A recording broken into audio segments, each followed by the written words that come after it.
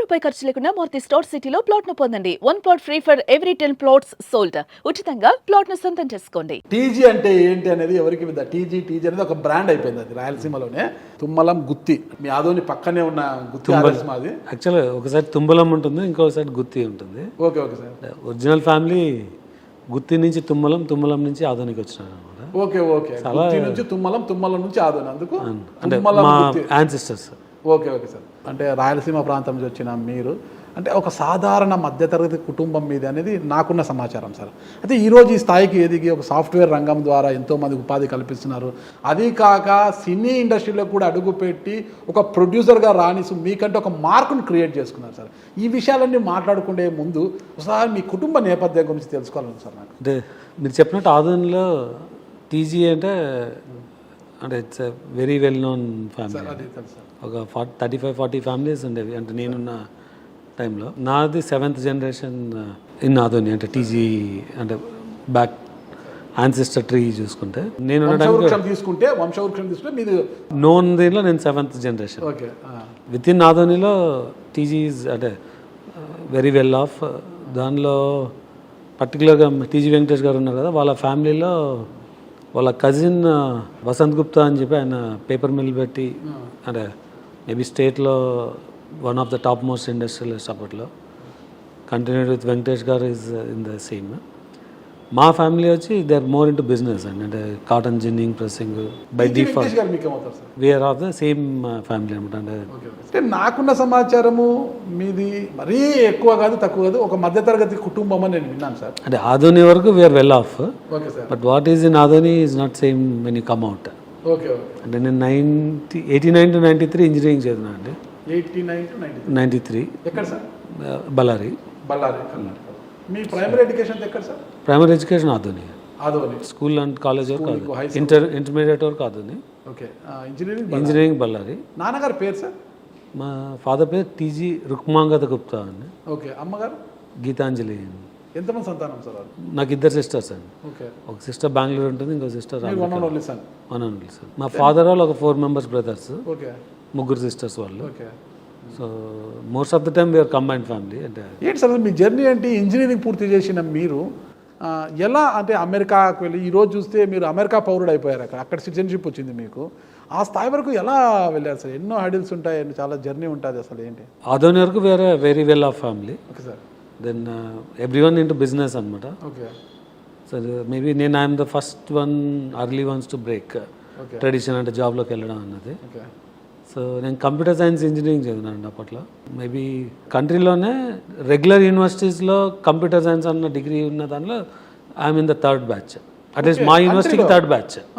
అప్పట్లో computer science అని మీ డిగ్రీగా లేదు, ఇంజనీరింగ్ అంటే సివిల్, మెకానికల్, ఎలక్ట్రానిక్స్ ఉండేది. కానీ కంప్యూటర్ సైన్స్ ఇంట్రడ్యూస్ చేసింది లేట్ 80sలో. ఓకే. నేను 89లో జాయిన్ అయినాను. సో మా యూనివర్సిటీకి నేను 3rd batch. ఓకే. ఈ యూనివర్సిటీ సార్ మీరు? నేను గుల్బర్గా యూనివర్సిటీ అండి. Okay. But it was similar with many universities. అంటే ఓకే. సో చదివిన దానికి ఏదన్నా అంటే ఒక ఎక్స్పీరియన్స్ గెయిన్ చేసుకోవాలని ఫస్ట్ జాబ్లో ఎంటర్ అయినాను. ఓకే. బీటెక్తోనే. మరి పీజీ చేయాలని అనిపించలేదు సార్ మీకు? లేదండి. అంటే ఓకే. అప్పట్లో మరి కంప్యూటర్ స్పెల్లింగ్ చెప్తే జాబ్లు వచ్చేది. ఓకే. సో కంప్యూటర్ స్పెల్లింగ్ చెప్తే జాబ్ వస్తుంది. అంటే డిమాండ్ అలా ఉండేది. Okay okay sir. So first job join అయినాక ఎక్కడ జాయిన్ అయ్యారు జాబ్? నా ఫస్ట్ జాబ్ వచ్చి వైశ్య బ్యాంక్లో ఐటీలో వర్క్ చేశాను అండి. వైశ్య బ్యాంక్లో. ఓకే. సో ఒక డిసడ్వాంటేజ్ అంటే మంచి జాబ్లో అంటే మీకు ఆ కంఫర్ట్ జోన్లో ఉంటారు. ఓకే. నేను చదివిన నా క్లాస్మేట్స్ అంతా నేను 93 బయట వస్తే 95 నుంచి అందరూ అమెరికాకి వెళ్ళేవాళ్ళు.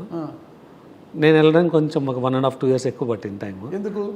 అదే అండి, కంఫర్ట్ జోన్లో ఉన్నప్పుడు మీకు ఓకే అన్ని కంఫర్ట్గా ఉన్నాయి కాబట్టి హ్యాపీగా ఉన్నాం. ఎందుకు? అప్పుడేనంటే మీకు జస్ట్ రెజ్యూమే ఇస్తే ఒక వీకెండ్ వెళ్తే మీకు 2-3 జాబ్లు వస్తాయి. అలా ఉండేది మార్కెట్. నేను 97లో త్రూ విప్రో అమెరికాకి వెళ్ళాను. ఎందుకు సార్ ఇక్కడ హ్యాపీగా కంఫర్ట్గా ఉన్నప్పుడు మళ్ళీ విదేశాలకు అమెరికాకి వెళ్ళాలని ఎందుకు అనిపించింది? ఫస్ట్ నేను ఆదోని నుంచి బెంగళూరులో వెళ్ళానండి జాబ్. అంటే నేను ఆదోనిలో I'm well off, but Bengaluru వెళ్ళేసరికి you have to start from scratch కదా. So correct correct. మన ఇంటికి మనం రారాజు, వేరే ప్రాంతానికి వెళ్ళినప్పుడు మనం నేను ఆదోనిలో మొత్తం ప్రాపర్టీస్ అమ్మినా నాకు బెంగళూరులోకి ఇల్లు రాదు. కరెక్ట్. అలా నమ్మలేం కదా. So correct correct. అప్పుడు రియలైజ్ అయిందంటే మనము ఏ స్థాయిలో ఉన్నాము అంటే ఆదోన్లో ప్రాపర్టీస్ అన్నా బెంగళూరులోకి ఇల్లు కూడా కొనుక్కోలేనంటే నా స్థాయి ఏంటి, నేను ఏ పొజిషన్లో ఉన్నాను ఇప్పుడు అనేది మీకు కొంత అంటే నేను బెంగళూరులో మ్యారేజ్ చేసుకున్నాను. సో అప్పుడు అంతవరకు బాగానే ఉండేది. సో సింగిల్గా ఉన్నప్పుడు యూ డోంట్ నీడ్ లాట్. ఐటీలో యూ గెట్ పెయిడ్ వెల్, కానీ ఇల్లు కొనేంత ఉండదు. ఓకే, కరెక్ట్ అండి. అప్పుడు నెసెసిటీస్ మీద అంటే ఆపర్చునిటీ ఉంది, బట్ అమెరికా వెళ్ళాలన్న పెద్ద అంబిషియస్గానో లేకుంటే డ్రీమ్గా ఏం లేదు. కానీ ఏం లేదు. ఆపర్చునిటీస్ ఈజీగా ఉన్నాయి. మ్యారేజ్ అయినాక ఫైనాన్షియల్ నీడ్స్ ఉన్నాయి కాబట్టి ఇమీడియట్గా అంటే ఒక ఆపర్చునిటీ చూసుకొని వెళ్ళిపోయినాను. తప్పుగా అనుకోద్దాం sir, love marriage arrangement sir? Within ఫ్యామిలీనే చేసుకున్నాను. సో అరేంజ్డ్ అని అనుకోండి. Okay. నాకు 2 పిల్లలండి, ఒక అమ్మాయి ఒక అబ్బాయి. ఓకే, అమ్మాయిని కూడా సినీ రంగానికి పరిచయం చేసినట్టున్నారు ఒక ఎగ్జిక్యూటివ్ ప్రొడ్యూసర్గా. లేదు, కృతిక, ఐ మీన్ క్రియేటివ్ ప్రొడ్యూసర్గా అయింది. సో తను she wants to decide how అంటే అమెరికాలో ఉండాలన్నా ఇండియాలో అన్నది. Okay sir. బట్ మోస్ట్లీ వస్తుంది అనుకున్నాను.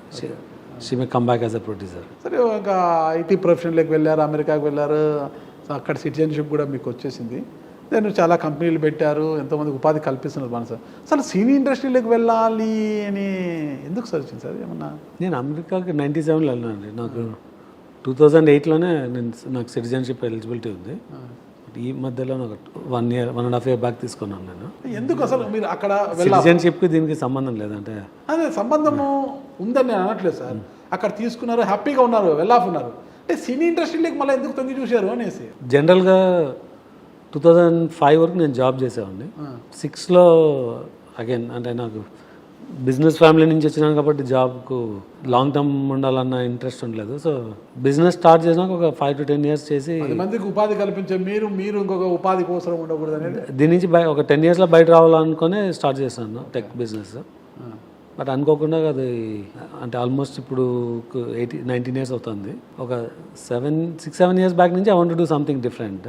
ఈ ఇండస్ట్రీలోకి ఎందుకు వచ్చారు, సినీ ఇండస్ట్రీలోకి? జస్ట్ మోర్ ఆఫ్ ప్యాషన్ అండి. అంటే ఫస్ట్ సోషల్గా I was very active. Then events చేయడము, సెలబ్రిటీస్ హోస్ట్ చేయడము, దానిలో ఆటోమేటిక్గా సినిమాలు చూడడం చిన్నప్పటి నుంచి అలవాటు అండి.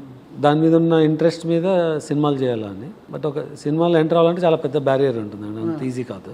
ఇండస్ట్రీ అనేది పెద్ద ఆ బ్యారియర్ ఎలా బ్రేక్ చేయాలన్న టైంలో నాకు ఈ మోడల్ ఇంప్లిమెంట్ చేయాలనిపించింది. అంటే ఫ్యాక్టరీ మోడల్లో at a time multiple media factory. Factory model ఇదేనా సార్, పీపుల్స్ మీడియా ఫ్యాక్టరీ అనే ఒక సంస్థను ఏర్పాటు చేయాలి, దాని ద్వారా సినిమాలు తీయాలి. పీపుల్ మీడియా అన్నది నేను 2013లోనే పెట్టినాను అండి. అప్పుడు పాడుతా తీయగానే ఒక ప్రోగ్రామ్ని యుఎస్లో 3 years రన్ చేస్తున్నాను.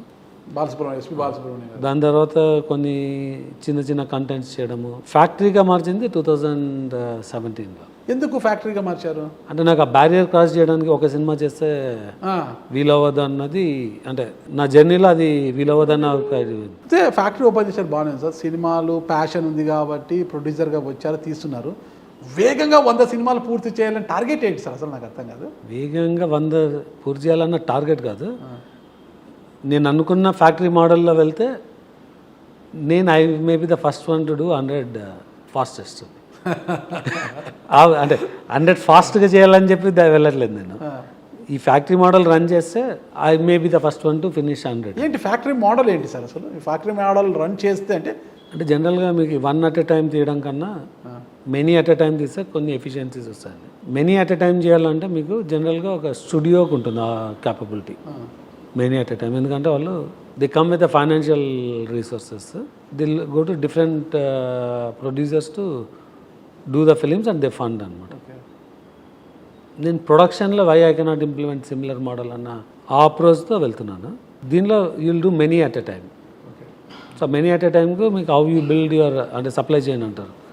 సో కాంటెంట్ ఎలా రెడీ చేసుకోవాలా, దెన్ దానికి డిస్ట్రిబ్యూషన్ ఎలా ఉండాలంటే how you deliver the movie అన్నది.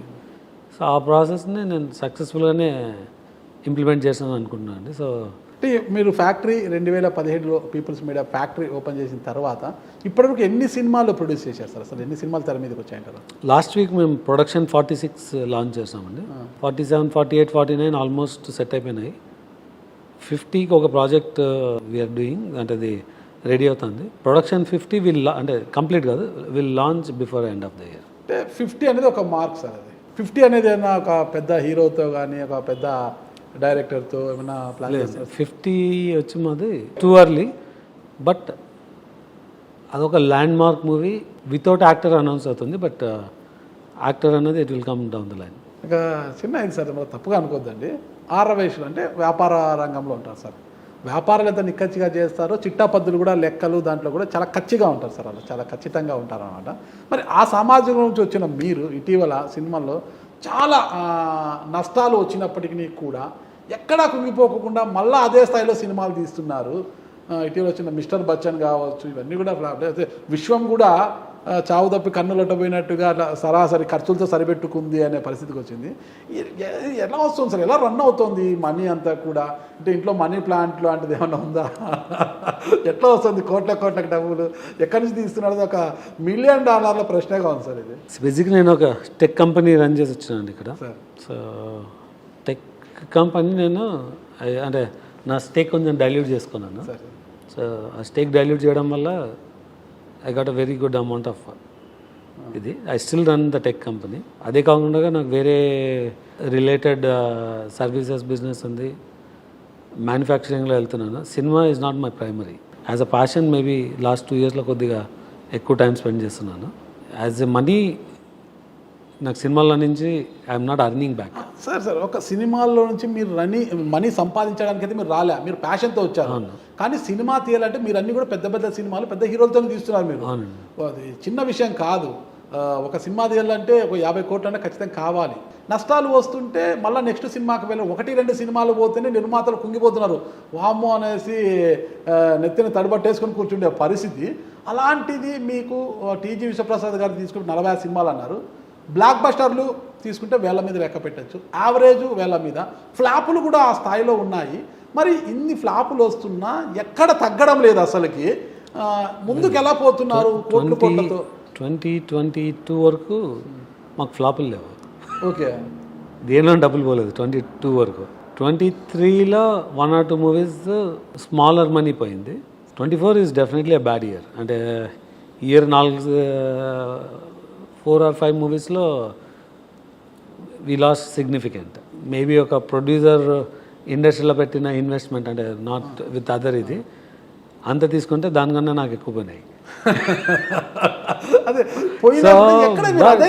లేదండి, అంటే ఇది ఇప్పుడు నేను ఈ ఫ్యాక్టరీ మోడల్ లాంచ్ చాలా సక్సెస్ఫుల్గా వచ్చినాము. బట్ ఆర్గనైజేషన్ నేను ఒక ఎంటర్ప్రైజ్ మోడల్లో రన్ చేయాలని, సినిమాలన్నీ ఇక్కడ ఒక స్టాండ్ అలోన్గా రన్ అవుతుంటుంది. నేను నా టెక్ కంపెనీ డైల్యూషన్ అంటే నా స్టేక్ని కొంచెం డైల్యూట్ చేసుకొని ఆ ప్రాసెస్లో బిజీగా ఉన్నాను. ఇక్కడ బిల్డ్ అయిన టీము నా విజన్కు దానికి సింక్ లేదు, అంటే కొంచెం అవుట్ ఆఫ్ సింక్ ఉంది. అవుట్ ఆఫ్ సింక్ రియలైజ్ అయ్యే లోపల ఈ 23 మూవీ 24లో రిలీజ్ అవ్వాల్సిన మూవీస్ అన్నీ లైనప్ అయి ఉన్నాయి. సడన్గా మీకు డిజిటల్ మార్కెట్ పడిపోయింది. సో డిజిటల్ మార్కెట్లో 80% ఆఫ్ ద రెవెన్యూ ఎక్స్పెక్ట్ చేసేవాళ్ళు, 80% ఆఫ్ ద కాస్ట్. ఎప్పుడైతే అది లాస్ అయిందో సినిమాకి ఆటోమేటిక్ లాస్ వచ్చింది. ఆ డిజిటల్ మీద డిపెండ్ అయ్యి కంటెంట్ క్వాలిటీ మీద ఫోకస్ తక్కువ ఉండేది అందరికీ. ఈజీ మనీ వస్తుంది కాబట్టి అది ఫిక్స్ చేయాల్సి వచ్చింది. అధైర్యపడకూడదని ఏం లేదు, అంటే you have to take the situation as is అండి. అంటే నేను ధైర్యంగా ఉన్నా అధైర్యపడినా ఇట్స్ ద సేమ్ సిచ్యుయేషన్. అంటే రెండు సమానంగా ఉంటాయి. అంటే సేమ్, అంటే మనం చేయగలిగింది ఏం లేదు. ఫ్యూచర్లో చేసే దాని మీద డెఫినెట్గా వీ కెన్ ఫోకస్. ఓకే, అలా నా ఫోకస్లో ఉండి దెబ్బ పడింది మిస్టర్ బచ్చన్లో. అంటే mister Bachchan already director first Ravi Teja గారికి పోయి ఒక డైరెక్టరు స్క్రిప్ట్ గురించి చెప్పినప్పుడు రవితేజ గారు ఓకే చెప్పలేదు. మళ్ళా నెక్స్ట్ శంకర్ గారు అనమాట, ఆయన వెళ్ళి చెప్పిన తర్వాత మళ్ళీ ఓకే అయింది అంటారు. ఎలా సార్ అది అసలు? కదండి, పోస్ట్ అనాలిసిస్ చాలా ఈజీ చేసుకోవడం. మనము ఈ సినిమా మౌంట్ చేసే రోజే నేను అంటే లాస్ట్ ఇయర్ డిసెంబరే నేను ఫస్ట్ అంటే నేను ఇన్వాల్వ్ అవుతున్నది అదే టైంలో. అప్పుడే క్వశ్చన్ చేసినాను, మనం రీమేక్ చేయడం ఎందుకు, ఒరిజినల్ చేయొచ్చు కదా అని. బట్ అప్పటికి it was too late. But ఆ సినిమా డెవలప్మెంట్లో నేను 80sలో ఆ హిందీ పాటలు వినడం వల్ల క్యారీ అయ్యి అది కరెక్ట్ అనుకోవడము. రెండవది చాలా ఫాస్ట్ పేస్లో ఫిల్మింగ్ అయిపోయింది. ఒక Lucknow schedule, that was the worst decision we made in filming in Lucknow అనమాట. అది జరగకపోయింటే సినిమాలో ఏం లేదండి, ఒక 2-3 ఎపిసోడ్స్ కరెక్ట్గా తీసింటే this would have been a huge blockbuster. Pre రిలీజ్కి చాలా బజ్ వచ్చింది. బట్ సినిమాలో కొన్ని ఎలిమెంట్స్ ఫాస్ట్ పేస్లో తీయడం వల్ల క్వాలిటీ పోయింది. అంటే దానిలో main essence of the movie ఆ రైట్ చేయడం అన్న దానిలో ఒక ఇంటెలిజెన్స్, దాని ఎగ్జిక్యూషన్, అంటే దాన్ని ట్రీట్మెంట్ ఎలా చేయాలన్నది అక్కడ మిస్ఫైర్ అయింది. అసలు ఫస్టే వద్దన్న రవితేజ గారు స్టోరీ విని మళ్ళీ హరిశంకర్ గారు చెప్పిన తర్వాత ఎలా ఒప్పుకున్నారు? అదంతా డ్రామా అండి. ఎవరు వద్దనలేదు, ఎవరు వేసలేదు. హరిశంకర్ పిచ్ చేసినప్పుడు అంటే హరిశంకర్కి మధ్యలో ఒక గ్యాప్ దొరికిందండి. కళ్యాణ్ గారు బిజీ అయ్యి ఎలక్షన్స్లో బిజీ ఉంటారు కాబట్టి వాళ్ళకి షెడ్యూల్ ఉండదని ఆయన ఫ్రీ అయినారు. రవితేజ గారి దగ్గర డేట్స్ ఉన్నాయి, క్విక్గా ఏం చేయొచ్చు అన్న దాని మీద ఇది ఒక ప్రపోజల్ వెళ్ళింది, ముందుకెళ్ళినప్పుడు నేను ఇన్వాల్వ్ అయినప్పుడు నేను క్వశ్చన్ చేశాను, ఈ రీమేక్ చేయడం ఎందుకు, అంటే కాంబినేషన్ ఈజ్ ఎక్స్ట్రాడినరీ కానీ ఇది ఈజీ టు రైట్ సబ్జెక్ట్ అని. బట్ అప్పటికి నేను ముహూర్తం 1 day బిఫోర్ అడిగినాను ఈ క్వశ్చన్, ఇట్స్ టూ లేట్ అని చెప్పి ముందుకెళ్ళాను. అయినా తగ్గేదే లేదు మిస్టర్ బచ్చన్. తగ్గేది కదండి. మీకు అది మిస్ఫైర్, అది just because of 1 episode being wrong. Second, Harishankar comes from a generation of listening to those songs. నేను maybe little older then Harish. మాకు నచ్చింది ఆ సాంగ్స్, బట్ ప్రజెంట్ జనరేషన్ పీపుల్కు they don't like listening to Hindi song. మీరు 80sలో ఉంటే Hindi songs was very common with the Telugu audience అనమాట. mid-90s నుంచి మీకు తెలుగు కాంటెంట్ టీవీలో ఎక్కువ కనిపించినాక హిందీని కంప్లీట్గా వదిలేస్తున్నారు. ధమాకా సక్సెస్ను పూర్తి స్థాయిలో ఆస్వాదించక ముందే మిస్టర్ బచ్చన్ లేదు, చాలా గ్యాప్ ఉందండి ధమాకాకు మిస్టర్ బచ్చన్ మధ్యలో. గ్యాప్లోనే మిస్టర్ బచ్చన్ రావడం ఫ్లాప్. తర్వాత ఇంతకీ పీపుల్స్ మీడియా ఫ్యాక్టరీ ద్వారా వచ్చే కథలను మీరు ఎప్పుడు ఓపికగా వింటారా సార్? అంత మీరు అన్ని కథలు రన్నింగ్లోనే వింటుంటారు, ఒక స్థిరంగా కూర్చొని వింటుంటారు? మీరు గమనిస్తే లాస్ట్ 1 yearలో we didn't launch any movie. చాలామందికి తెలియదు. లిటరల్గా 10 months we didn't open any new movie. So only ఇప్పుడే స్టార్ట్ చేస్తున్నాము. ఇప్పటి నుంచి వచ్చే దానిలో ఈ కంప్లైంట్ అయితే ఉండదు, రొటీన్ అన్నది. అంటే ఇప్పుడు ఆల్రెడీ మాకు నెక్స్ట్ ఇయర్ మిరాయి, రాజాసాబ్ తెలుసు కదా, G2 ఉన్నాయి. ఇవి they are very big in their own space. ఇప్పుడు సన్నీ డియోల్ గారి మూవీ ఉంది, ఆ ఫార్మాట్కు they are the biggest ones. అంటే మీకు Sunny Deol movie was seen as one of the, అంటే గదర్ 2 కన్నా it's a bigger movie for Sunny Deol, అంటే యాక్షన్ వైజ్. అంటే మీకు మరి స్టోరీ తీసుకోకండి, that's a out and out action with a different level. నేను చెప్పిన 4 సినిమాలు కూడా you'll not even have a 1% complaint. అంటే రొటీన్ అన్నది అసలు ఉండదు. అంటే కథలు వినరు అన్న కంప్లైంట్. కథలు నేను ఎందుకు వినాలండి? రన్నింగ్లోనే కథలు వింటుంటారు. ఇప్పుడు కథలు నేను విన్నా, నేను చేయగలిగింది ఏం లేదు. ఆమె ప్రొడ్యూసర్. బడ్జెట్ పెట్టచ్చా లేదని ఒక అంచనా కూడా వస్తుంది కదా సార్. దానికి వింటే డెసిషన్ రాదు, ఆ కథ మీద చాలా అనాలిసిస్ జరగాల. దీనిలో అంటే వాట్ ఈజ్ ఇట్, ఇది రొటీనా, ఏ టార్గెట్ ఆడియన్స్కి రీచ్ అవుతుంది, ఆ అనాలిసిస్ ఇప్పుడు చాలా తరోగా చేస్తున్నాం. అండ్ కాంబినేషన్ మీద వెళ్ళకూడదు అన్నది డెసిషన్ తీసేసుకున్నాం, అంటే ప్యూర్ కాంబినేషన్ మీద, unless there is a something to deliver for the movie అన్నది. ఆ డెసిషన్ తీసుకున్నాక మేము ఏది మౌంట్ చేయలేదు ఇప్పటిదాకా. బట్ స్టోరీస్ని అయితే లైనప్ చేస్తున్నాం. ఒక 25 to 30 స్టోరీస్ని చాలా తరోగా డెవలప్ చేస్తున్నాం. ఓకే సార్, కంప్లైంట్ అనేది ఇక రాదు, 4 మూవీస్ అంటున్నారు కదా, మీరే అన్నారు 24 కొంత బ్యాడే మాకు అని అన్నారు. ఒక 25లో అయితే బ్లాక్ బస్టర్లు రాబోతున్నాయి, సూపర్ డూపర్ హిట్లు రాబోతున్నాయి అనేది అప్పుడే బయట ఒక పెద్ద ప్రచారం ఉంది. పీపుల్స్ మీడియా ఫ్యాక్టరీ నుంచి 25 చాలా మంచిగా ఉండబోతుంది, మంచి సినిమాలు, అదే బ్లాక్ బస్టర్లు రాబోతున్నాయి అంటున్నారు. ఏంటి సార్ ఆ సినిమాల గురించి తెలుసుకోవచ్చు మేము అసలు? అంటే ఒకటి రాజాసాబ్ అండి.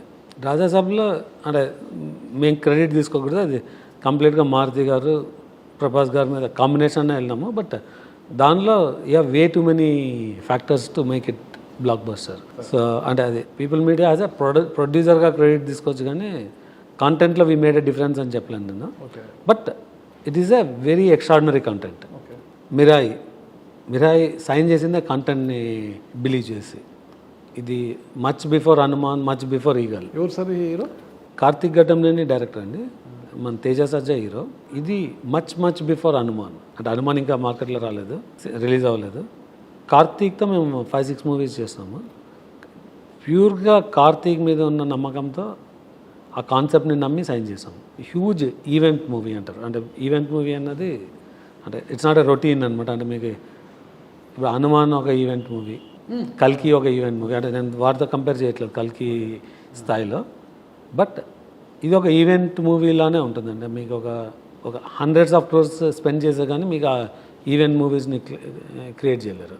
సో ఇది ఒక ఈవెంట్ మూవీ 25లో మాత్రము అని తెలుసు కదా. తెలుగు ప్రజలకు వీ స్టార్టెడ్ ఫ్రమ్ స్క్రాచ్. దానిలో పర్ఫెక్ట్ బ్యాలెన్స్ ఉంది అన్న కన్ఫర్మ్ అయినాకనే we got in to the shooting. ఒకసారి మీరు అన్నారు కదా రాజా సాబ్ అసలు మారుతి గారు అనేసి. మారుతి గారు మంచి డైరెక్టరే కాదండి అది, కానీ ఇప్పటివరకు ఒక టాప్ హీరోలతో ఆయన అయితే సినిమాలు చేయలేదు. చిన్న హీరోలతోనే ఆయన సినిమాలు చేసి వచ్చారు. వీరు ప్రభాస్ హీరో అన్నప్పుడు ఆయన పాన్ ఇండియా హీరో. అసలుకి వరల్డ్ వైజ్గా ఆయనకు ఫ్యాన్ ఫాలోయింగ్ ఎలా ఉందో మీకు తెలుసు. ఆయన ఒక పాన్ ఇండియా హీరో. అంటే కల్కి సినిమా తర్వాత ప్రభాస్ హీరోగా పెట్టి మారుతి లాంటి ఒక డైరెక్టర్తో ఒక ప్రయోగం చేయడము, అది కూడా క్రైమ్ అండ్ కామెడీ మూవీ అని విన్నాను నేను. అది కొంత అంటే ప్రభాస్ దాని ద్వారా ప్రయోగం చేస్తే సక్సెస్ ఉంటుందంటారా, అది కూడా మారుతి గారితో? అంటే నేను చాలా లిమిటెడ్గా చెప్పాలండి రాజాసాబ్ గురించి, ఎందుకంటే దాన్ని Raja Saab has its own marketing plan. Too many details చెప్పలేను. బట్ ఈ సినిమా ఈరోజు స్టార్ట్ అయింది కదండి, 2 years బ్యాక్ స్టార్ట్ అయిన సినిమా ఇది. షెడ్యూల్ వైజ్ కల్కి పోస్ట్ కల్కినే పీక్ షెడ్యూల్ ప్లాన్ ఉండింది. ఇది స్కేల్ వచ్చి ఎవరు ఊహించని స్కేల్లో తీసిన మూవీ అండి. స్టోరీ స్పాన్ కానీ, సెట్స్ కానీ, విఎఫ్ఎక్స్ కానీ, వీటన్నిటితో పాటు మీకు కామెడీ ఎంటర్టైనర్ ఇది. ప్రభాస్ గారిని ఒక డార్లింగ్లో చూసినట్టు చూస్తారు. ఒక అంటే లార్జర్ దాన్ లైఫ్ విజువల్స్ ఉంటాయి, దానికి మించిన హారర్ ఉంటుంది. ఇంతవరకు వరల్డ్లో తీయనంత సైజ్ ఆఫ్ హారర్ ఈ సినిమాలో ఉంటుంది. It's not a small movie.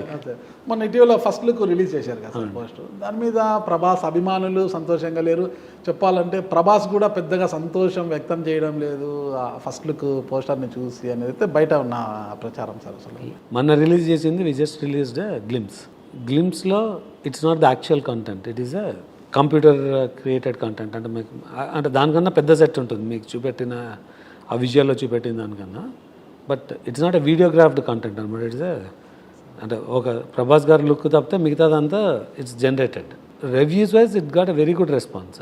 అంటే మీకు ప్రభాస్ గారిని ఆ అపీరియన్స్లో చూడడం అన్నది ఇట్స్ ఎ హ్యూజ్ అప్లాజ్. కొంతమందికి ఇది గ్రాఫిక్స్ ఏమి ఇలా ఉన్నాయనేది, but it's not graphics, it's just అంటే కంప్యూటర్ జనరేటెడ్ విజువల్ అనమాట అది. బట్ ఇట్స్ నాట్, ఆ సెట్ వచ్చేసి it's much bigger than what you can see on the visual. అక్కడ ఒకటే మైనర్ ఫీడ్బ్యాక్ ఉంది, కానీ ఓవరాల్గా it was a great applause అంటే లుక్ వైజ్. అంటే గతంలో మీరు ప్రభాస్ది తెలుగు రైట్స్ మీరు కొన్నారు, బట్ అయితే దాంట్లో మళ్ళీ మీరు దాన్ని ఇతరులకు అమ్మినప్పుడు దాదాపు 30 నుంచి 40 కోట్లు నష్టం వచ్చింది. మరి ఆ నష్టాన్ని భర్తీ చేసుకోవడానికే ప్రభాస్ గారు మీకు రాజాసాబ్ మూవీ అవకాశం ఇచ్చారు, ప్రొడ్యూస్ చేయడానికి అవకాశం ఇచ్చారు అనేది అయితే బయట ప్రచారం సార్. దీని గురించి ఇదంతా gossip and speculation. Okay sir. నేను మీకు చెప్పినట్టు మేము రాజాసాబ్ స్టార్ట్ చేసి 2 years అవుతుంది.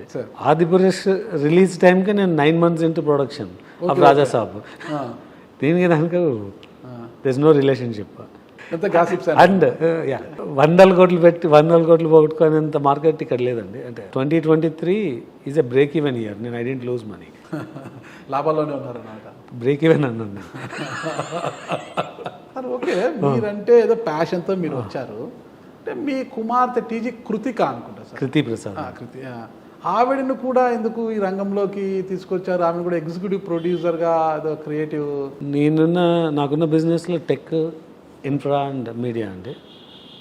నేను క్లియర్గా నా పీపుల్ మీడియా ఫ్యాక్టరీ అనేది I will take it to the different level. మా అమ్మాయికి ఫండమెంటల్గా she interested in the fine arts. నేను ఎప్పుడు తీసుకురాలేదు. షీ హ్యాజ్ ఎ ఇంట్రెస్ట్, తను ఎక్స్ప్లోర్ చేసుకుంటుంది. అంటే తనకి ఏం రోల్ కావాలన్నది. సో డెఫినెట్గా the platform is available for her. ఇన్ని మూవీస్ స్పీడ్గా తీస్తున్నారు, పెద్ద హీరోలతో తీస్తున్నారు, మంచి మూవీస్ వచ్చాయి, ఫ్లాప్లు అన్నీ వచ్చినా, కానీ బ్రో సినిమా వల్ల మీకు బయట చాలా మార్కెట్ వచ్చేసింది సార్. అంటే బ్రోలో ఒక ఇంటర్వ్యూ వల్ల వచ్చింది అనుకుంటున్నా. Bro maybe have to thank Ambati Rambabu.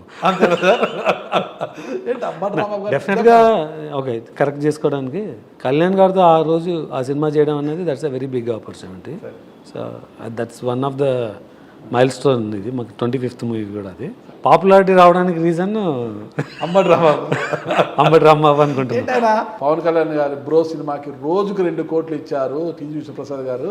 ఆయన దగ్గర ఉన్న బ్లాక్ మనీని అంతా తెచ్చేసి ఇలా కుమ్మరిచ్చేస్తున్నారు అనేసి మిమ్మల్ని కలిపి ఆయన్ని కలిపి ప్రెస్ మీట్లో ఆయన చేశాడు. ఆయనకి ఏదో అటెన్షన్ కావాలని మాట్లాడినాడు. కానీ ఫస్ట్ నేను అమెరికా నుంచి వచ్చానండి. నా సోర్స్ ఆఫ్ మనీ అంతా నా టెక్ కంపెనీ నుంచి వచ్చిన డబ్బులు నాకు this no income in India నాకు other than investing in films. Okay. So మరి నాకు బ్లాక్ మనీ అన్నది నాకు రావడానికి ఛాన్స్ లేదు. మరి ఆయన అంత పెద్ద అభాండం వేసేసారు మీద బ్లాక్ మనీ మొత్తం. ఏదో మాట్లాడాలి కానీ ఆయన ఇచ్చారు సార్, రోజుకి 2 కోట్లు ఇచ్చారు సార్ మీరు పవన్ కళ్యాణ్ గారికి బ్రో సినిమాకి. నేను రెమ్యునరేషన్ కళ్యాణ్ గారి స్థాయికి తగినట్టే డిజైన్ చేస్తాను. మార్కెట్ రేట్ కన్నా తక్కువ తీసుకున్నారు ఉన్న రిలేషన్షిప్ మీద. ఎంత అన్నది మా ఇద్దరి మధ్యలో విషయం. అంత ఏంటి సార్ మీకు ఆయనకు అంత క్లోజ్ రిలేషన్ అంట? మీకు పవన్ కళ్యాణ్ గారికి చాలా దగ్గర రిలేషన్, చాలా క్లోజ్గా ఉంటారు అంటుంటారు. యాక్సెస్ దొరికిందండి ఆయనతో ఆయన జర్నీలో కలవడానికి. నేను సినిమాల మీద ఇంట్రెస్ట్ మీద ఏం వెళ్ళలేదు. సో టైం కలిసి రావడం అంటారు. అంటే నాకు ఆయన యాక్సెస్ దొరకడం గొప్ప అంతే. సో అంటే ఆయనకు ఆల్రెడీ ఒక భక్తుడు ఉన్నాడు బండ్ల గణేష్. ఆయన లక్షల మంది ఉన్నారు. నేను బిల్డ్ చేసుకున్న రిలేషన్షిప్ బియాండ్ మూవీస్ అండి. మూవీస్ గురించి నేను ఎప్పుడు వెళ్ళలేదు. ఒక నిర్మాతకు ఒక హీరోకున్న సంబంధమా, లేకపోతే ఒక వ్యాపారవేత్తకు ఒక పొలిటీషియన్కు ఉన్న సంబంధమా, ఇంకా ఏంటి అసలు మీకు ఆయనకున్న సంబంధం? నా బిజినెస్కు పొలిటికల్గా ఏం అవసరం లేదండి. నా ఇన్కమ్ అమెరికాలో, సినిమాల్లో నాకు రిటర్న్స్ ఏం లేదు, నేను ఇన్వెస్ట్ చేస్తున్నాను. సో నాకు పొలిటికల్గా ఏ రిక్వైర్మెంట్ ఉండదు నా బిజినెస్ వైజ్. సో నా business is well to do in America. ఒక నిర్మాతగా నేను సినిమాల్లో రాకముందే నేను సినిమాల్లో ఉన్నానని తెలియకముందే ఆయనతో పరిచయం ఉంది. సో ఒక ప్రొడ్యూసర్గా ఎప్పుడు నేను ఐ నెవర్ అప్రోచ్డ్. అంటే పవన్ కళ్యాణ్ మీద ఇప్పుడు మీకు ఇద్దరికి సంబంధాలు బాగున్నాయి సార్? యా. ఓకే. అంటే సార్ మరి మన 24 ఎన్నికల్లో జనసేన 100% స్ట్రైక్ రేట్తో విజయం సాధించగానే దాదాపు ఒక 2 కోట్లకు పైన ఖర్చు చేసి ఇండస్ట్రీలో పెద్ద ఎత్తున పార్టీ కూడా ఇచ్చారు మీరు అంటారు?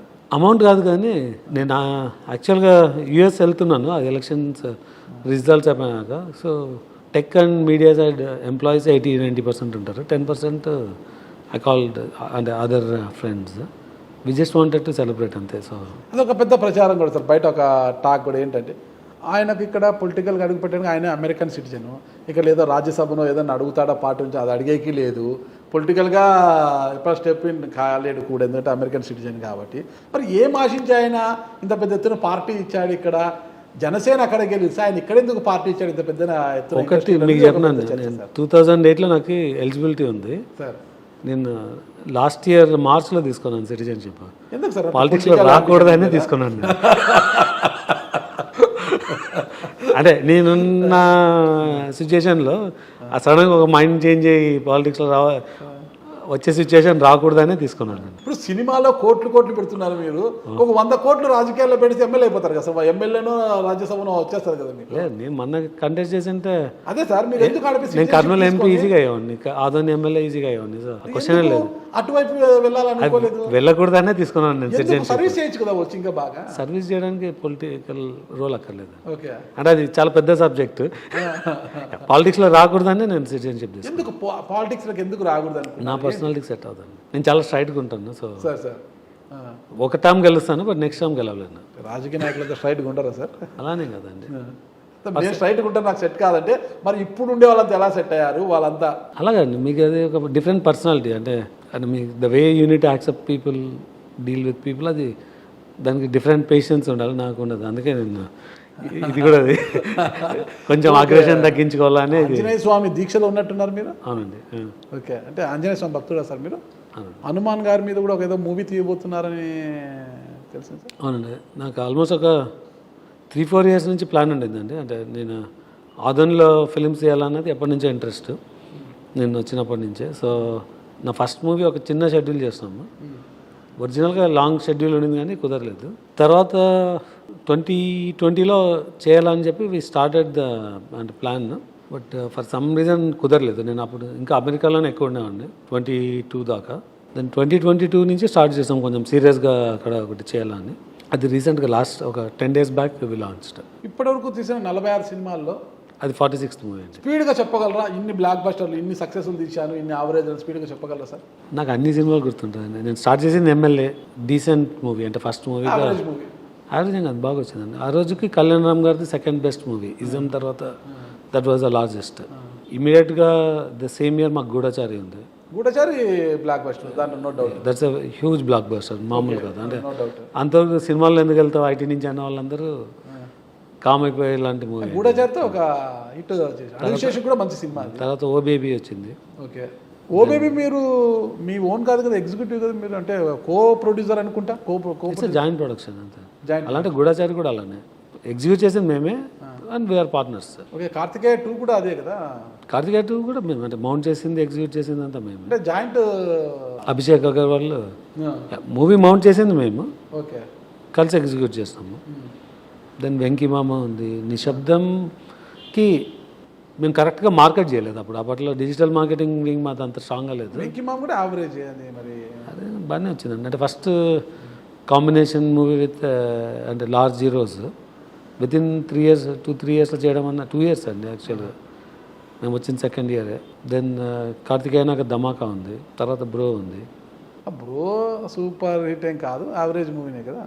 ఒక 4 months చేసి ఎగ్జిక్యూట్ చేసిన దానిలో that's very good size movie అండి. అంటే పవన్ కళ్యాణ్ మీద హైప్తో కొంత నడిచింది అనుకోండి మూవీ అది. ఆయన సైజ్ ఆఫ్ స్పాన్ లేదు, బట్ బికాస్ దిట్స్ స్మాలర్ విండోలో తీసిన మూవీ. మేబీ ఇంకొంచెం బాగా చేసిండొచ్చు మేము. అంటే ఎలా సార్, ఇప్పుడు కొంతమంది హీరోలు సార్, చిరంజీవి గారు కావచ్చు, పవన్ కళ్యాణ్ గారు కావచ్చు, అల్లు అర్జున్, రామ్ చరణ్ తేజు, ప్రభాస్, జూనియర్ ఎన్టీఆర్, ఇలాంటి వారు ఉన్నారు సార్. వీళ్ళందరికంటే కథతో సంబంధం లేకపోయినా కూడా సినిమా తీస్తే వాళ్ళ ఇమేజ్తో మనకు సినిమా రిలీజ్, మన ప్రొడ్యూసర్ డబ్బులు ప్రొడ్యూసర్కి వచ్చేస్తాయి సార్, వాళ్ళ ఇమేజ్తో వచ్చేస్తాయి అనమాట. కానీ కథ సినిమాకి వెళ్ళి చూసిన తర్వాత కథ చాలా వరెస్ట్గా ఉంటుంది. కొన్ని సినిమాలు చిరంజీవి కూడా చాలా సినిమాలు చాలా ఫ్లాప్లు ఉన్నాయన్నమాట. ఇంకా ప్రభాస్వి అలా వస్తున్నా కూడా ప్రొడ్యూసర్ నష్టపోకుండా ఉంటాడనమాట. అంటే నా డబ్బులు వస్తాయి. వాళ్ళ రవితేజది కూడా అలాగే ఉంటుంది మార్కెట్. అంటే వాళ్ళ మార్కెట్ని బట్టి పోతుంటుంది. కానీ పూర్తి స్థాయిలో కథలు బాగా విని సినిమాలు తీస్తే ఇంకా బాగుంటుంది కదా సార్. అసలుకి కేవలము హీరో బేస్డ్ చేసుకొని పోకుండా కథలను బేస్ చేసుకొని పోతే బాగుంటుంది కదా సార్. మీకు ఇందాకే ఆల్రెడీ అడ్రస్ చేస్తాను నేను. ప్యూర్ కాంబినేషన్ మీద చేయకూడదని డిసైడ్ చేసుకున్నాము. నెక్స్ట్ ఏం చేసినా కూడా కాంబినేషన్తో స్టోరీ మీద కాంబినేషన్ ఉంటుంది, but story first then combination. మీకు కాంబినేషన్ తర్వాత స్టోరీ కాదు, స్టోరీ తర్వాత కాంబినేషన్. అడివిశేషి గారితో మళ్ళీ ఇంకో సినిమా తీయబోతున్నారని తెలిసి G2 అని చేస్తున్నామండి. G2 will be in a different span. అంటే మిరాయి కానీ G2 కానీ ఒక 200 crores మూవీ స్పాన్లో ఉంటుంది. అంటే 200 crores పెట్టట్లేదు మేము. మిరాయికి ఒక 4 times ఎలివేషన్ వస్తుంది సైజ్. G2 2.5 times వస్తుంది అనమాట మేము పెట్టిన దానిలో. గూఢచారి మేము పెట్టిన దానికి 5-6 times వచ్చింది, అంటే స్పాన్. ఇప్పుడు అలా చేయడం కుదరకపోవచ్చు, బట్ మిరాయిలో 4-5 times స్పాన్ వస్తుంది, G2లో 2.5 times వస్తుంది. సో అలాంటి మేకింగ్ దీనిలో ఉంటుంది. అడిషియస్తో మాకు మల్టిపుల్ మూవీస్ ఉన్నాయి. ఎక్కడి నుంచి వస్తుంది సార్ ఇన్ని 100 కోట్లు సార్? సంపాదిస్తే వస్తాయండి. ఎలా సంపాదిస్తున్నారు సార్? చెప్పండి. ఒక టెక్ కంపెనీలోనే ఇన్ని కోట్లు వచ్చేస్తున్నాయి సార్. టెక్ కంపెనీలో కావాల్సినంత వస్తుందండి. అదంతా తీసుకొని సినిమాలో పెడుతున్నారంట. అంత నేను ఎప్పుడు చెప్పలేదా? గూఢచారి 1కి 5 వచ్చింది సార్. అంత స్థాయిలో నాకు టెక్ కంపెనీలో వచ్చిన కొంత డబ్బునే దీనిలో పెడుతున్నాను. అంతకంత వచ్చిందా సార్ దీంట్లో లేదా? మీకు ఇందాక దాన్ని బిల్ చేస్తున్నాను నేను అని. ఇంకా బిల్ చేస్తున్నాను, రిటర్న్స్ ఏం రావట్లేదు. ఒక 2024లోనే నాకు డబ్బులు పోయినాయి. ఎంత పోయిందా సార్? నంబర్ చెప్పలేను కానీ 3 digitsలో పోయింది సార్. చెప్పండి సార్, పర్వాలేదు. ఐటీ వాళ్ళకి ఏం చూపెట్టాం. ఐటీ నా మనీ అంతా బయట నుంచి వస్తుంది, ఎఫ్డిఐకి వస్తుంది, నాకు ప్రాబ్లమే లేదు. ఓకే, ఐటీ ప్రాబ్లం లేదు. రాంబాబు గారు ఎందుకు బ్లాక్ మనీ అనేసారు ఒకటే సార్? ఆయన వెళ్ళి కంప్లైంట్ కూడా ఇచ్చినాడు ఈడీలో. దానివల్ల మీకు ప్రచారం బాగా వచ్చింది సార్. మీరు అన్నారు కదా పాపులర్ అన్నది, చాలా మందికి తెలిసి వచ్చింది అంతే. రాజకీయాలకు దూరంగా ఉంటారు సార్. రాజకీయాలు అంటే పాలిటిక్స్లో రాకూడదని నేను సిటిజన్షిప్ తీసుకున్నాను. టీజీ భరత్ గారికి మీకు బాగానే ఉంటుందా రిలేషన్? ఆయన మంత్రిగా ప్రమాణ స్వీకారోత్సవం కూడా మీరు వెళ్ళినట్టున్నారు పర్సనల్గా. బాగా ర్యాప్ ఉంటుంది సార్. అంటే నేను వెంకటేష్ గారిని seem as a role model. TG Venkatesh గారు రోల్ మోడల్ అంతే. ఓకే, నాకే కదా మా ఏరియాలో అందరికీ. ఆయన పెద్ద మనిషిలేండి. టీజీ వెంకటేష్ గారు పెద్ద మనిషి. రాయలసీమలో ఆయన అంటే ఒక బ్రాండ్ అది. టీజీ వెంకటేష్ గారు అంటేనే ఒక బ్రాండ్ అది. మీరు చాలా ప్రయోగాలు చేస్తుంటారు అని విన్నాను సార్. కానీ అందులో భాగంగా ఇంకో ప్రయోగం కూడా చేస్తున్నారు. కోన రఘుపతి గారి కూతురు అనుకుంటా, కోన వెంకట గారి సోదరు, అంటే కజిన్, వాళ్ళ బాబాయ్ కూతురు కోన నీరజ గారు. ఆమె కాస్ట్యూమ్ డిజైనర్. ఆమెకు డైరెక్షన్ విభాగంలో ఆమెకు అనుభవం కూడా లేదు. అయినా ఆమెను డైరెక్షన్ విభాగంలో తీసుకొచ్చి తెలుసు కథ అనే సినిమాని ఏదో మన జొన్నలగడ సిద్ధుని హీరోగా పెట్టి ఆమె డైరెక్షన్లో మూవీ తీయబోతున్నారు అంటున్నారు. ఏంటి అసలు ఆమెకు అనుభవం లేదు, ఏం లేదు, ఏ ధైర్యంతో సినిమా తీస్తున్నారు సార్ మీరు? అంటే నేను ఒక సాఫ్ట్వేర్ డెవలపర్గా స్టార్ట్ చేస్తాను కెరియర్ సార్. నేను ఇప్పుడు చేయగలిగినప్పుడు కాస్ట్యూమ్ డిజైనర్ అన్నది తక్కువ ఏం కాదు సార్. సో తనకున్నంత ఇండస్ట్రీ నాలెడ్జ్ అంటే చాలా తక్కువ మందికి ఉంటుంది. సార్ ఇండస్ట్రీ నాలెడ్జ్ ఉండడం వేరు సార్, కానీ డైరెక్షన్ విభాగంలో ఎక్కడ ఏ షాట్ ఎలా తీయాలి, హీరోని ఎలా నడిపించాలి అనేది చాలా కీలకంగా ఉంటుంది సార్. అదంతా కూడా ప్రతి స్టెప్. మరి డైరెక్టర్స్ ఎలా వస్తారండి? అంటే దానికి ఏమన్నా special skill knowledge experience co director గానో ఇట్లా ఎక్స్పీరియన్స్ ఆ డైరెక్టర్ వింగ్లో కొన్ని పని చేస్తూ వస్తే బాగుంటుంది సార్. డైరెక్ట్గా మీరు చాలా మంది డైరెక్టర్స్ పనిచేసింది కదండి. సో కాస్ట్యూమ్ డిజైనర్గా పనిచేసి అంటే డైరెక్షన్ ఆమె అంటే నా పరిచయంలో ఇప్పుడు మాకు నిశ్శబ్దం సినిమా ఉంది, ఆమె ఎంటైర్ షెడ్యూల్లో ఉంది. లీడ్ యాక్టర్స్ తోటి she worked in every movie. 100% we're very confident అన్నప్పుడు వెళ్ళినాము.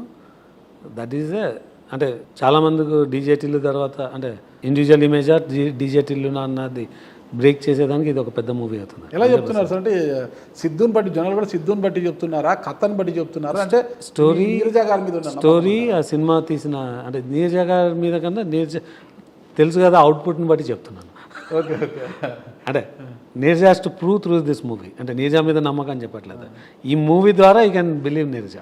ఇన్ని సినిమాలలో మీరు కథ విన్నప్పుడు ఇది ఖచ్చితంగా సక్సెస్ అవుతుందా అని భావించి ఫ్లాప్ అయిన సినిమా ఏది ఉంది, ఇది యావరేజ్గా ఆడుతుందని అనుకున్నా కూడా సూపర్ హిట్ అయింటుంది సార్, అలాంటివి ఏమైనా ఉన్నాయా?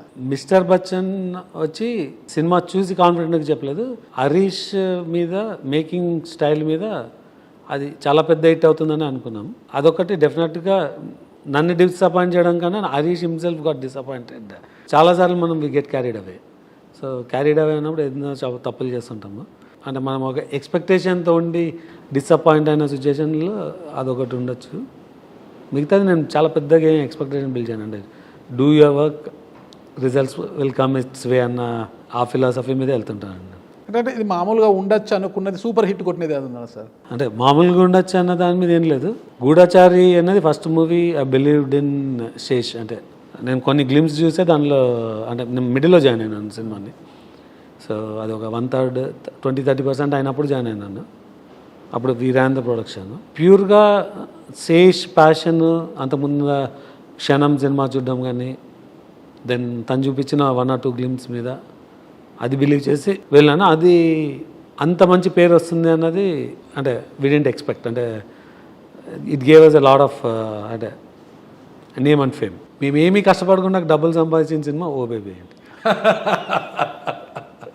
ఏమి చేయడం అంటే దాంట్లో ఏమి ఎక్కువ ఇన్వెస్ట్ చేయలేదు. Correct sir. So simple story చాలా బాగుంది. అలా షార్ట్ స్పాన్ ఒక 4 monthsలో తీసిన cinema it gave a extraordinary result.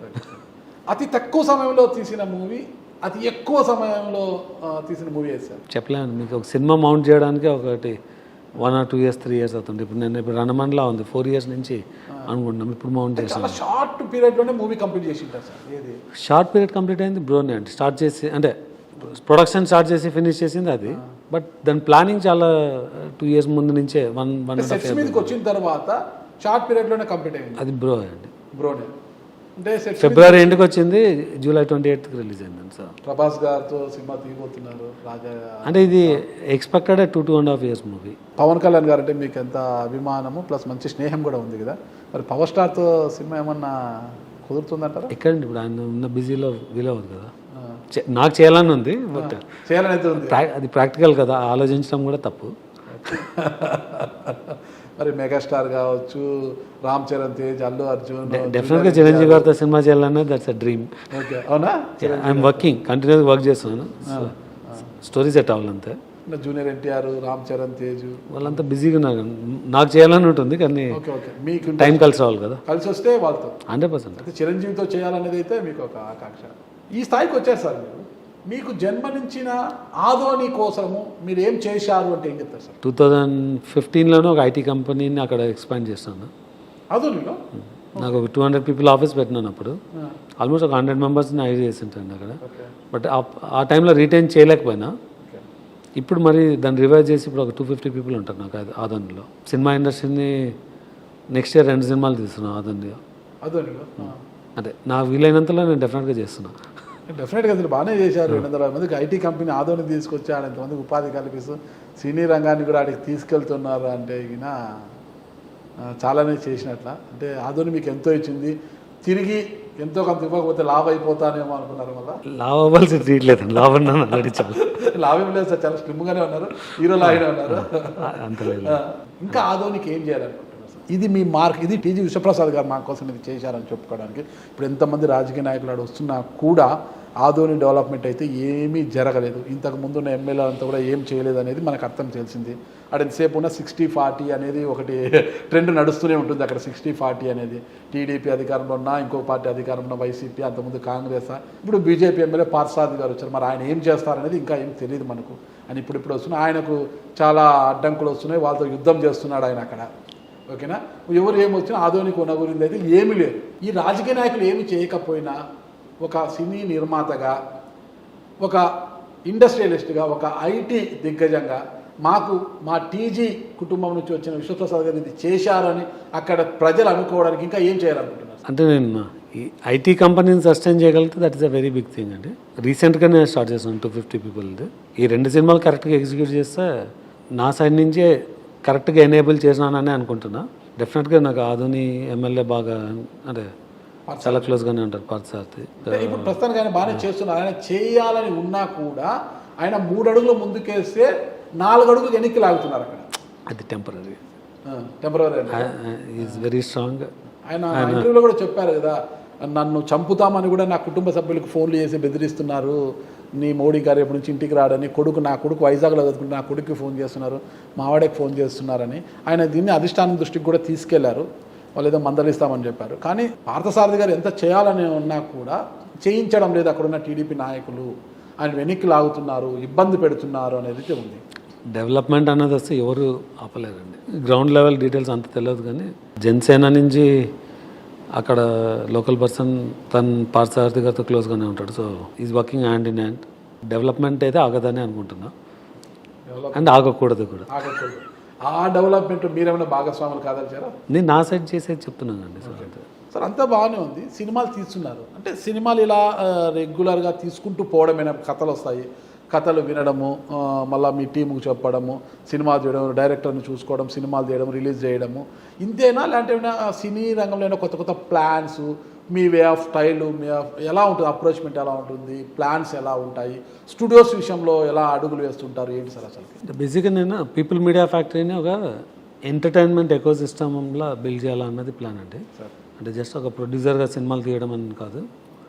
So ఈ ఎకో సిస్టమ్ బిల్డ్ చేయడానికి నేను ఒక కంటెంట్ ఫ్యాక్టరీ అనే ప్రాసెస్ పెట్టినాను. అంటే నాకు ఇప్పటి నుంచి అంటే ఈ కాంబినేషన్ సినిమాలే కాకుండా మన దగ్గర అంటూ నెక్స్ట్ 2 to 10 years వరకు క్రియేట్ చేయడానికి కావాల్సినంత కంటెంట్ క్రియేట్ చేయడం, ఆ టీమ్స్ని పెట్టినాను. దెన్ విజువలైజేషన్ గురించి నేను విఎఫ్ఎక్స్లో R&D టీమ్స్, తర్వాత రెగ్యులర్ విఎఫ్ఎక్స్ స్టూడియో కూడా ఉంది, నాకు పోస్ట్ ప్రొడక్షన్ స్టూడియోస్ ఉంది. రీసెంట్గా నేను ఈవెన్ స్టూడియో ఇన్ఫ్రాస్ట్రక్చర్లో కూడా ఇన్వెస్ట్ చేస్తున్నాను. అంటే హైదరాబాద్లో నాకు ఆల్రెడీ పార్ట్నర్షిప్లో కొన్ని ఫ్లోర్స్ ఉన్నాయి. శంషాబాద్ దగ్గర HFC హైదరాబాద్ ఫిలిం సిటీ అని. తర్వాత రీసెంట్గా నేను రాజా సాబ్ అండ్ జాట్ సినిమాకు, రాజా సాబ్కి I build the largest floor in the world today. అంటే ఇండోర్ ఫ్లోర్. అంటే జనరల్గా మీకు 28 to 32,000 square feet of floor ఉంటుంది. నేను ఒక 36,000 square feet ఫ్లోర్ బిల్డ్ చేసి దానిలో ఒక 80,000 square feet of surface area ఉన్న సెట్ని ఒకటి వేసాను. ఇది ఒక 5 monthsలో మొత్తం రెడీ చేస్తాను.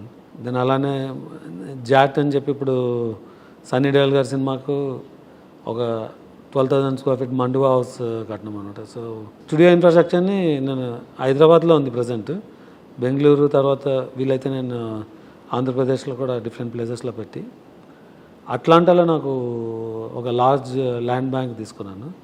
అక్కడ కూడా ఈ స్టూడియో ఇన్ఫ్రాస్ట్రక్చర్ని ఎక్స్పాండ్ చేశాను. ఒక 3-4 yearsలో I will go to public as a entertainment ecosystem అని. అంటే which include studio, film trading, digital trading, తర్వాత ఫిల్మ్ మేకింగ్, కంటెంట్ మేకింగ్, ఆ మోడల్లో. అంటే తెలుగు ఇండస్ట్రీ లేకుండా బాలీవుడ్లో కూడా ఏమన్నా? బాలీవుడ్ ఆల్రెడీ మనం సన్నీ డియోల్ సినిమాతో ఎంటర్ అయినామండి. ముంబైలోను లాస్ ఏంజలస్లో ఆల్రెడీ నాకు టీమ్స్ ఉన్నాయి. సో ముంబైలో ఒక 6 months బ్యాక్ ఒక చిన్న అంటే ప్రైమ్ ఫిలిం ఏరియాలో ఒక 40 people ఆఫీస్ ఉంది. తర్వాత అక్కడ ఆరామ్ నగర్ అంటారు అనమాట, అది హబ్ ఆఫ్ కాస్టింగ్. దాంట్లో నాకు అది అక్కడ బంగ్లా అంటారు, కాకపోతే చిన్న హౌసెస్, ఒక కంప్లీట్ కాస్టింగ్ టీమ్తో అక్కడ ఒకటి ఉంది. సిమిలర్ సెటప్ నేను అట్లాంటా అండ్ ఎల్ఏలో పెడుతున్నాను. ఒక చిన్న ప్రశ్న sir, most controversial director Ram Gopal Varma గారితో కలిసి ఆయన కాంబినేషన్లో ఏమైనా సినిమా తీసే అవకాశం ఉందా? చెప్పలేదండి, అంటే ప్లాన్గా అయితే ఏం లేదు, బట్ చేయొచ్చు అని లేదు, చేయకూడదు అని లేదు. సో కలిసి వస్తే చేస్తారు. డిపెండ్స్ అండి, ప్రాజెక్ట్ ప్రపోజల్ అండ్ ఆయనకి జనరల్గా ఆయన ఓన్ ప్రొడక్షన్ చేస్తుంటారు. సో మరి మేము చేసేది మా ప్రొడక్షన్ ఉంటేనే చేస్తాము. So you never know. ఫైనల్గా ఒక ప్రశ్న సార్, మీరు ఒక వ్యాపారవేత్త, ఐటీ టెక్ కంపెనీలో ఉన్నారు, మీరు ఇండస్ట్రీలో ఉన్నారు కదా. గతంలో ఈ ఫీనిక్స్ కంపెనీ వాళ్ళతో ఏదో చిన్న ఇష్యూ వచ్చి, ల్యాండ్ ఇష్యూ వచ్చి కేసులు నమోదయ్యి అదంతా కూడా జరిగింది కదా సార్, ఏంటి సార్ ఇష్యూ అది? బేసిక్గా గచ్చిబౌలిలో ఒక ఆఫీస్ ఉంటుంది. ఆ ల్యాండ్ ఓనర్స్ నేను అంటే నా ఓన్ రియల్ ఎస్టేట్లో చాలా ఇన్వెస్ట్ చేస్తానండి, కాకపోతే నేను ట్రేడ్ చేయను. అంటే నా ఓన్ ఇన్వెస్ట్మెంట్స్, నా కంప్లీట్ డిజైన్ టీమ్ ఉంటుంది, ల్యాండ్ డెవలప్మెంట్ టీమ్స్ ఉంటుంది, వాటితోనే ఇప్పుడు స్టూడియోస్ కూడా కడుతున్నా. నాకు గచ్చిబౌలిలో ఉన్న ల్యాండ్ ఓనర్తో జాయింట్ డెవలప్మెంట్లో ఆఫీస్ ఉంటుంది, నేనే దాన్ని వాడుతున్నాను. ఇప్పుడు కంటెంట్ ఫ్యాక్టరీ అని దానిలోనే రన్ చేస్తాను. ఆ ల్యాండ్ ఓనర్ బ్రదర్ ఇన్లకు నాకు బంజారాహిల్స్లో ఒక ల్యాండ్ ఉంది. 8-9 years నుంచి నాతో ఫాలోఅప్ చేసేవాళ్ళు అది తీసుకోమని. బట్ దాంట్లో చిన్న ఎన్ఓసి కావాలని ఉంది అనమాట. అంటే మీకు అది గవర్నమెంట్ వచ్చేసి ఆ బంజారాహిల్స్లో any vacant land government will first say it's their land అని మీరు కోర్టుకి వెళ్ళి ప్రూవ్ చేసుకుంటే court will give a ruling. అలా వాళ్ళకి కోర్టు నుంచి రూలింగ్ ఉండింది, అది దట్ బిలాంగ్స్ టు దెమ్ అని. దానికి నేను జాయింట్ డెవలప్మెంట్ డీల్ సైన్ చేసి 50% తీసుకొని 50% జాయింట్ డెవలప్మెంట్లో తీసుకున్నా. ఆ సైట్లోకి ఎంటర్ అవుతే దెన్ అంటే నేను పేరు చెప్పలేదు ఇంతవరకు ఎప్పుడు. అడ్జసెంట్ బిల్డింగ్ ఈడీ సీజ్ చేసి ఉందన్నమాట ఒక ఎన్సిఎల్టీలో Phoenix is a creditor for it అనమాట. సో ఆ రెజల్యూషన్ ప్రొఫెషనల్ అని ఉంటారు, అంటే వాళ్ళ కంట్రోల్లో ఉంటుంది. ఈ క్లెయిమ్ ద అడ్జసెంట్ ల్యాండ్, అది కూడా పార్ట్ ఆఫ్ ఇట్ అని అక్కడ ఒక డిస్ప్యూట్ అయింది. బట్ నేను ఐ టుక్ ఎ స్టాండ్, అంటే నేను కొన్న ల్యాండ్ నాదే అని. సో లీగల్ లింక్ డాక్యుమెంట్స్ అన్నీ నాకు ఫేవరబుల్గానే ఉందండి. అంటే అది 1950s నుంచి, అంటే నవాబ్ ఒక లోకల్ ఒక రాజా ఫ్యామిలీకి ఇచ్చి వాళ్ళ నుంచి ఇప్పుడు నేనైతే ఎవరితో తీసుకున్నానో వాళ్ళ father was the engineer who develop that layout అనమాట. సో ఆయన పేరు మీద వచ్చింది. ఆయన ల్యాండ్ సీలింగ్ యాక్ట్ వచ్చినప్పుడు దాన్ని ప్రొటెక్ట్ చేసుకోవడానికి వాళ్ళ విత్ ఇన్ ద ఫ్యామిలీ 4 ఇచ్చి మరి వాళ్ళతో రీపర్చేస్ చేసిన డాక్యుమెంట్స్ ఉన్నాయి. So as link we have a very strong documentation. నేను ఎందుకు దాన్ని లెట్ గో చేసుకోవాలని I took a strong stand. ఇప్పుడు అది ఏమైంది సార్, కేసు కోర్టులో ఉంది. ఇంకా అంతకుమించి ఎక్కువ మాట్లాడుకుంటున్నాం. అంటే కోర్టులో ఉంది, we have a good standing. న్యాయం జరుగుతుంది అని అనుకోవచ్చు. న్యాయం జరగాల్సిందండి. సార్ మీరు పొలిటికల్గా సంబంధం లేకపోయినా అడుగుతున్నాను, గతంలో ఏపీలో వైసీపీ ప్రభుత్వాన్ని చూశారు మీరు, ఇప్పుడు కూటమి ప్రభుత్వాన్ని చూస్తున్నారు మీరు. ఎలా ఉంది సార్ అంటే పరిపాలన గతానికి ఇప్పటికీ ఏపీలో? మీరు అడిగిన క్వశ్చన్ చాలా బ్రాడ్, కాంటాక్ట్స్ లేకుంటే దాన్ని ఆన్సర్ చేయడం కష్టం. లాస్ట్ ప్రభుత్వం అంతా స్కీమ్స్ అండ్ డిస్ట్రిబ్యూషన్లో ఉండింది, ప్రోగ్రెస్ అన్నది లేకుండా ఉండింది. ఈ గవర్నమెంట్లో ఆ డెవలప్మెంట్ ప్రోగ్రెస్ ఉంటుందన్న నమ్మకం ఎక్కువ ఉంది. సో ఆ విధంగానే గవర్నమెంట్ వర్క్ చేస్తూ ఉంది. పవన్ కళ్యాణ్ రాజకీయాలకు పనికి రాడు, ఆయన ఊరికే 3 నెలలు అసలు ఆయన మంత్రి కాదుగా, వార్డు మెంబర్కి కూడా గెలవలేడు, రాజకీయాలకే పనికి రాడు అని చాలామంది విమర్శించేస్తారు. కానీ ఈరోజు పవన్ కళ్యాణ్ గారు రాజకీయాల్లోకి వచ్చారు, 100% స్ట్రైక్ రేట్తో విజయం సాధించి అసెంబ్లీలో ఉన్నారు, 2 ఎంపీలు పార్లమెంట్లో ఉన్నారు, ఆయన డిప్యూటీ సీఎంగా ఉన్నారు, పంచాయతీరాజ్ శాఖ మంత్రిగా ఉన్నారు. ఆయన వే ఆఫ్ స్టైల్ కూడా చాలా డిఫరెంట్గా ఉంది, అంటే వర్కింగ్ స్టైల్ కూడా. మీకేమనిపిస్తుంది సార్ అసలు పవన్ కళ్యాణ్ గారిని చూస్తే? నా జర్నీ సక్సెస్లో చూస్తున్నాము ఇప్పుడు, ముందు అంటే మీరు చెప్పిన ఫెయిల్యూర్ కూడా ఉంది. సో డెఫినెట్గా ఆయన సక్సెస్ని ఫెయిల్యూర్ని ఒకేలా ఎంజాయ్ చేస్తానన్నది చెప్తూనే ఉంటాడు, and we can see him ప్రాక్టికల్గా. ఫైనల్గా సినీ ఇండస్ట్రీకి కావచ్చు, ఆధునికి కావచ్చు, ఏం వరం ఇవ్వబోతున్నారు సార్? వరాలేం లేదండి, నా సైడ్ నుంచి చేసేది ఏమైనది మీకు చెప్పినాను అంతే. సో అదనలో డెఫినెట్గా మా అమ్మగారి మీద ఒక అకాడమీ ఓపెన్ చేస్తున్నాను. సో అట్లీస్ట్ ఒక ఇయర్కి ఒక 500 people ఎంప్లాయ్మెంట్ అయితే చేయగలుగుతాను. సో కొత్త డైరెక్టర్లు, చిన్న డైరెక్టర్లు ఎన్నో ఆశలతో సినీ ఇండస్ట్రీలోకి అడుగు పెడుతున్నారు సార్. వాళ్ళందరికీ సరైన సహకారం ఉండట్లేదు, చాలా ఇబ్బందులకు గురవుతున్నారు. కళామతల్ని నమ్ముకుని ఎంతోమంది రంగం వైపు వస్తున్నారు. అట్లాంటి వాళ్ళందరికీ కూడా టీజీ విశ్వప్రసాద్ గారు ఏం చెప్పబోతున్నారు? అంటే ఇంగ్లీష్లో పర్సివరెన్స్ అంటారండి, అంటే మన సైడ్ నుంచి ప్రయత్నం చేస్తూనే ఉండడము. అది చేస్తే ఆ ఫోకస్తో చేస్తే ఆటోమేటిక్గా అవుతుంది, జరుగుతుంది. ఎవరికైనా అదే అండి సక్సెస్ అని. కొందరికి లక్లో ఫాస్ట్గా వచ్చు, కొందరికి టైం పడుతుంది. బట్ మనం పెట్టే ఎఫర్ట్ కరెక్ట్గా ఉంటే will be successful. Final sir, మీకు మైలురాయిగా నిలబడే 50 సినిమా కావచ్చు, 100 సినిమా ఎప్పటి లోపల పూర్తి కాబోతుంది? 50 సినిమా అయితే నెక్స్ట్ మంత్ లోపల లాంచ్ అవుతుందండి, but it will be a very big one. 100 సినిమాల్లో చిరంజీవి గారి సినిమా ఖచ్చితంగా ఉంటుందని అనుకోవచ్చా? నా సైడ్ నుంచి రేపే సైన్ చేయాలని రెడీ. అవకాశం ఇస్తే అంటే ఆయనతో రెగ్యులర్గా కలుస్తున్నాం, స్టోరీ సెట్ అవ్వాలి. Thank you sir. ఖచ్చితంగా మీరు త్వరలోనే మెగాస్టార్ చిరంజీవి గారితో సినిమా తీయాలని, అందుకు తగ్గ కథ ఖచ్చితంగా మీకు దొరకాలనేసి కూడా నేను కూడా కోరుకుంటున్నాను. ఎందుకంటే రాయలసీమ ప్రాంత వాసి మీరు, రాయలసీమ బిడ్డగా నేను కూడా ఆకాంక్షిస్తున్నాను సార్. భవిష్యత్తులో సినీ రంగంలోనే కాదు, ఇండస్ట్రీలోనే కాదు, వ్యాపార రంగంలో కూడా, అంటే ఐటీ రంగంలో కూడా వేలాది మందికి మీరు ఉపాధి అవకాశాలు. కానీ రాయలసీమలో నేను ఒక పెద్ద ఇండస్ట్రీ అయితే పెడతానండి. రాయలసీమ ఎక్కడ సార్? అంటే నేను వర్క్ చేస్తున్నాను, but I'll put a very large manufacturing. Pawan Kalyan గారి నుంచి ఏమైనా సపోర్ట్ తీసుకుంటున్నారా? లేదండి, నేను పొలిటికల్గా అలా బెనిఫిట్గా ఏం తీసుకోవట్లేదు, బట్ నా ప్రపోజల్ స్ట్రెంత్ మీదే గవర్నమెంట్లో వర్క్ అవుతుంది అనుకుంటున్నాను. పొలిటికల్గా మీరు స్ట్రెంత్ తీసుకోరు, కానీ పవన్ కళ్యాణ్ గారితో మీకున్న అనుబంధంతో చాలామంది మొన్న ఎన్నికల సమయంలో టికెట్ల కోసం మీ వెంటబడ్డారంటారు. లేదండి, 2019లో కావచ్చు, 24లో అంటే నేను ఒక ఆదోని తప్పితే వేరే దేనిలో ఇన్వాల్వ్ కానండి సార్. భవిష్యత్తు లక్ష్యం ఏంటి sir? Keep you building your business అంతే. అంతే, ఒక గొప్ప ప్రొడ్యూసర్గా పేరు తెచ్చుకోవాలి, వ్యాపార రంగంలో రాణించాలి. అంటే మనం చేసే పని సక్రమంగా చేసుకుంటూ వెళ్ళిపోవాలి అన్నది. Thank you sir. ఒక రాయలసీమ బిడ్డగా నేను ఆశిస్తున్నాను. సినీ రంగంలో మీరు వ్యాపార రంగంలో ఎగల రాణించారు, సినీ రంగంలో కూడా ఒక తిరుగులేని ఒక దిగ్గజ ప్రొడ్యూసర్గా మీరు ఎదగాలని, మంచి మంచి సినిమాలను మన తెలుగు ప్రేక్షకులకు అందించాలని నేను కూడా కోరుకుంటున్నాను సార్. Thank you sir. నమస్తే. థ్యాంక్స్.